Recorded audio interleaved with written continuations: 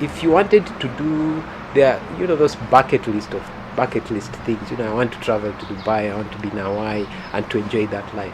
You can. You just need again to come back and ask yourself, by 40 I would have wanted to do these things, and you start saving and you start saving. Now at that point, when that question starts lingering, there are a lot of things then you need to sort of fine tune in your current life. What are those expenses that are meaningless that you're currently having? Are they justifiable? Do I need to go to the club every other week to spend between 10 to 20,000 shillings on booze? Or can I take that 30,000 shillings, put it in a pension scheme that will ensure that at the age of 40 I have enough money that I can put in a pension, I can withdraw pole from a pension scheme that sustains my life.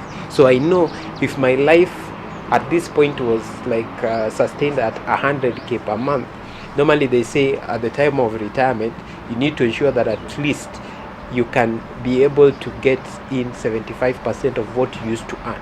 So if you are earning 100k right now, at point of retirement you should be able to at least be getting 75k in every other month to sustain that life. That's the kind of thinking you need to have. So for you to be able to do that, that goal setting has to come in when you're young, and then you start putting money aside. Now, can it happen when you hit 35 and you discover, hey, things are thick and I need to? Yes, it can, but it's slightly too late. It's possible, but it will be a lot of strain trying to get yourself sorted by 40. And that's why I would advise young guys, like, start it now. If you have that target, anza mapema. 2 is get into a pension plan very early. There are so many pension schemes around. You can start with 1,000 shillings, 2,000 shillings, putting that aside. That money, of course, by the time you're hitting 40, you'd have gotten a decent amount of money in that fund, and that money can then come and start taking care of your life. There are people who start pensions very early. By the time they're retiring, that money goes into buying them their home, so that they don't have to depend on paying rent somewhere.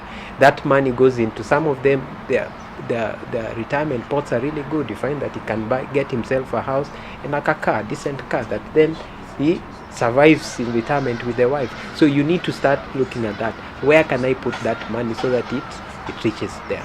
Then the other things, again, you can still look at savings, investment firms, where you put in money and that interest, and defer that interest until a later point. So if you know you need to retire with at least 3 million or 40 million, I'm starting to put this money into this particular type of plan that will give me this amount of interest every other month, every other month, and that interest you reinvest it so that by the time you're hitting 40, you have a good pot that you can actually retire and say, my life is good.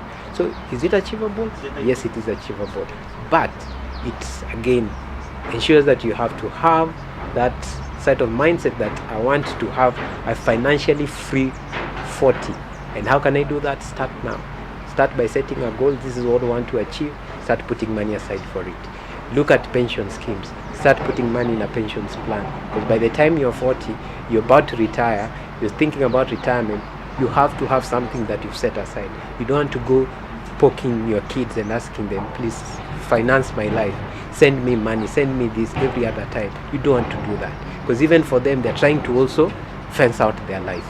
Then if once you get your pension or invest money, there are different investment schemes that you can put in money and reinvest your interest every other month. By the time you're hitting 40, you have a good pot of amount of money that you can actually go out and live your retirement life without having to disturb anybody.